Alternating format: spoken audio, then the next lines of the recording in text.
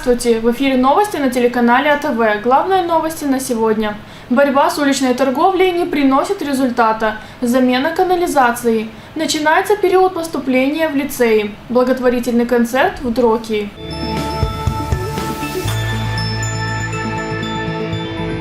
За место под солнцем идет борьба не во всех случаях, в особенности, если речь идет о торговом месте под зноем. Жители Коврата возмущены тем, что им не позволяют заниматься торговлей на улице, как раньше. Подробнее далее. Борьба с уличной торговлей не приносит результата. Теперь вдоль рынка торгующих не увидеть. Они работают на новом месте, но эта ситуацию не спасает. Продукты питания лежат под палящим солнцем. На рынке нет условий и укрытия. Продавцы возмущены своим положением, ведь они сами понимают, что такой способ продажи неприемлем и продукты быстро портятся, а новое место для торговли еще хуже, чем прежнее. Там вообще ничего не продается. Надо было тут рынок сделать, заплатили 10-ку, 20-ку.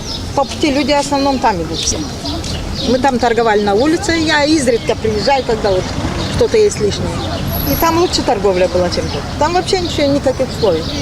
Вы видели, там щебенка заходили, ноги болят. Там стоят никто, ни скамеек, ни навесов молочной, там же солнце, ну же скиснет. Каждый день берут действия. Куда берут, пускай делают удобство здесь. Стоим в тени, опухли ноги уже, еле стою. Нигде присесть. Там могут торговать те, а с этой стороны мы простые люди, мы не должны торговать. А там те должны торговать, кто что имеет по 2, по 3 магазина. Платье, все там стоят. Пускай все в магазин заходят. Овощи тоже там. Овощи вон в дороге. Тротуары почти все. Да, там люди проходили, сюда человек придет только если он именно пришел за брынзой. А там он проходил, он мог вспомнить, он мог заметить и просто захотеть. А сюда он придет только если он с дома себе поставил галочку, что я иду за брынзой. Только так придет, а таких мало. Торгующие требуют, чтобы им предоставили хорошие условия, и тогда они не будут выходить на улицу. Я думаю, что это действительно является большой проблемой, потому что многие дети, они пытаются помочь своим родителям, своим семьям. Есть многодетные семьи, есть нуждающиеся. И действительно, было бы здорово, если правительство, оно просто поддержало своих, поддержало свой народ, помогли нам, создали хорошие условия. Были бы условия, если люди бы сюда ходили, то да. Только чтобы люди сюда ходили. Как бы, в принципе, хотя бы тенек, чтобы пока не сделать. Потому что вот брынза, я встал, я если еще полчаса постою, она испортится. А это деньги, а вот эту брынзу, чтобы сделал я неделю, как бы сложно.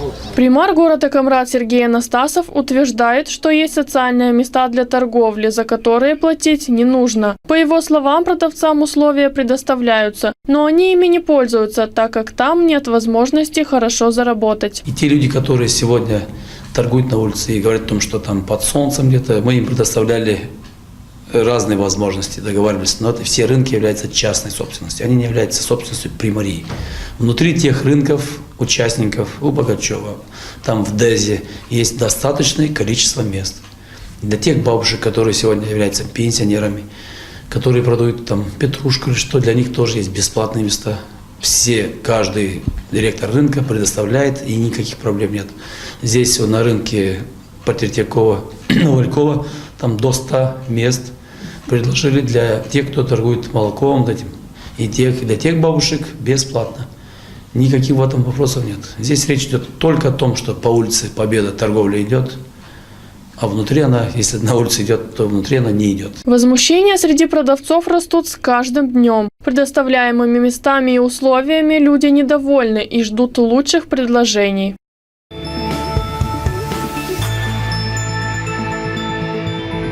Жители многоэтажных домов нередко испытывают трудности с работой канализации. Устранение поломок, замена труб привычно для жителей квартир.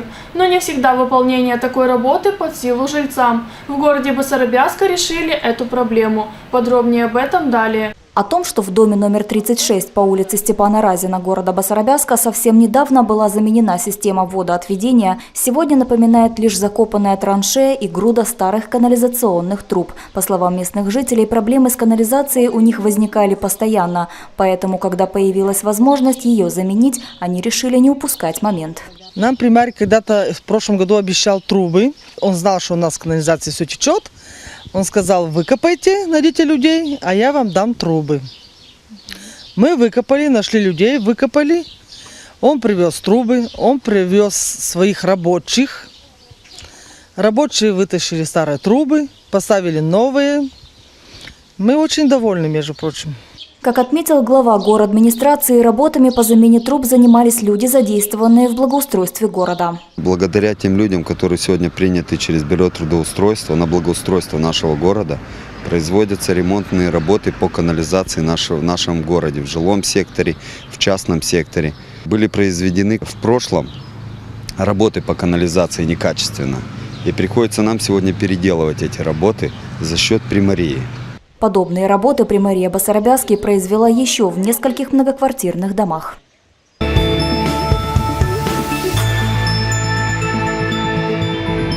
Мэр Бельц пошел ва-банк, чтобы привлечь внимание центральных властей к проблемам регионов. Он готов на решительный шаг прекращения отношений между Бельцами и Кишиневым. Как отметил мэр, в мэрии в Бельцах прошла встреча с представителями парламентской комиссии по разработке законопроекта о статусе муниципия. Вопрос для северной столицы более чем важный. Но приехал только один депутат, представитель ПКРМ Василий Панчук. Это прямое подтверждение того, что парламентскому большинству абсолютно неинтересны те проблемы, с которыми сталкиваются бельцы, считает Рената Усатый.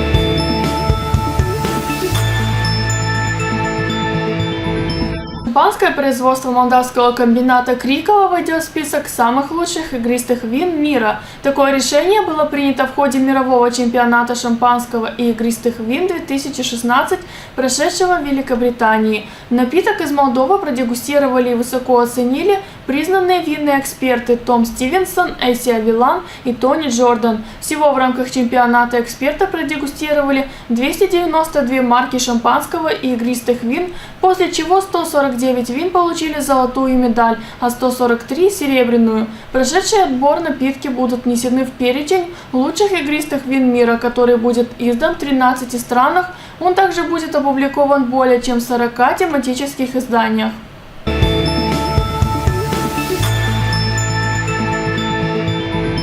Россия подготовила план восстановления экономических отношений с Молдовой. В распоряжении издания оказалась дорожная карта, содержащая список мер, которые Москва предложила реализовать Кишиневу для восстановления торговых отношений. В документе, по данным издания, 14 пунктов. Часть из них действительно техническая. Однако ряд требований касается исполнения Молдовой различных договоренностей в рамках СНГ и может противоречить подписанному страной соглашению об ассоциации с Европейским Союзом. В частности, Россия требует для снижения барьеров в торгово-экономических отношениях гарантировать безусловное выполнение Кишиневым договора о зоне свободной торговли от 18 октября 2011 года, а также соглашений о сертификации, метрологической аттестации, стандартизации и ветеринарии.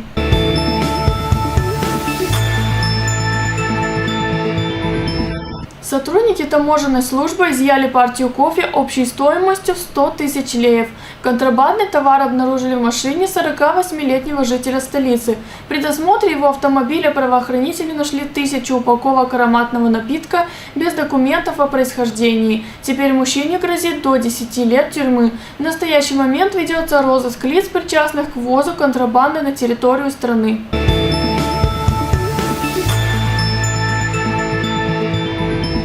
Молдавская лучница Александра Мырка надеется только на хороший результат на Олимпийских играх в Рио-де-Жанейро в Бразилии. Она рассказала о своем распорядке дня в преддверии самых важных в карьере спортсмена соревнований Олимпийских игр. По ее словам, из-за частых тренировок приходится спать в тире. Александра Мырка родилась 11 октября 1993 года в Кишиневе. Начала заниматься стрельбой из лука в 2008 году, а уже в следующем году дебютировала на международных соревнованиях.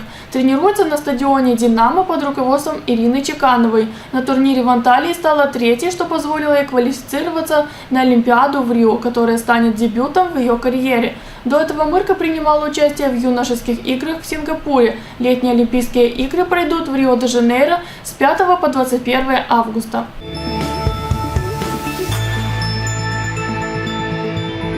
Каникулы в разгаре, но пора задуматься и о поступлении в школу. Для кого добираться в учебное заведение проблематично, предусмотрено общежитие. Такие условия есть в лицее имени Василия Карабан. Об этом подробнее далее.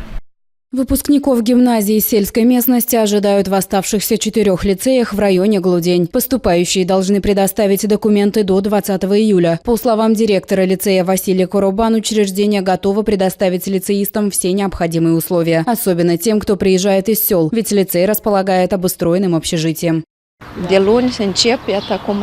понедельника начнем. Вот дети уже выстроились, чтобы подать заявление. Они должны иметь при себе копию свидетельства о рождении или бюллетень, медицинскую справку, фотографию 3×4 и свидетельство об окончании 9 классов. В прошлом году учреждение внедрило европейский проект энергетической эффективности. Таким образом, лицей изменил свой облик, а ученикам и учителям теперь не приходится мерзнуть зимой. Школа располагает современной техникой и даже классом мультимедиа. Наш лицей демонстрирует высокие результаты. У нас оборудованные классы, лаборатории, класс мультимедиа, где дети работают с современными технологиями, с планшетами. У нас высокообразованные учителя. Лицеисты, которые не хотят каждый день ездить домой в село, могут жить в нашем общежитии. Так что добро пожаловать в теоретический лицей Василий Коробан. В этом году 5 кандидатов сдали экзамены на степень бакалавра на десятки и 8 на девятки. Также среди оценок очень много восьмерок. Почти 80 выпускников окончили в этом году лицей Василий Коробан.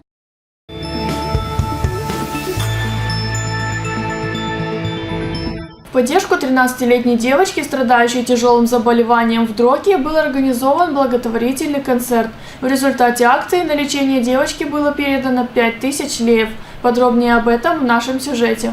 В Дроке состоялся благотворительный концерт, в котором выступили молдавские артисты, а также гости из Румынии. У нас сейчас тур с полюбившимися и известными артистами из нашей страны. Все это делается в поддержку одной семьи, которая нуждается в помощи. Певцы порадовали дрокиевцев своими песнями и создали удивительную атмосферу праздника. Зрители утверждают, что концерт удался и что подобные мероприятия должны проводиться как можно чаще.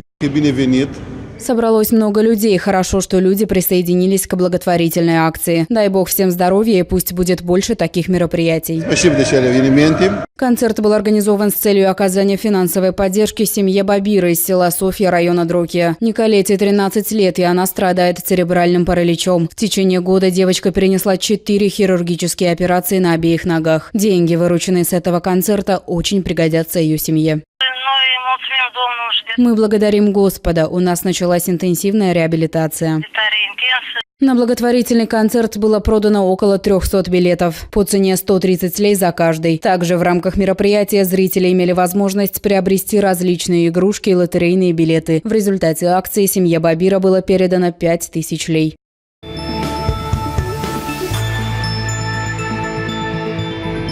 Это все новости на сегодня. В студии работала Елена Челак. Больше о наших новостях вы можете узнать на нашем новостном сайте atv.md. До встречи в эфире.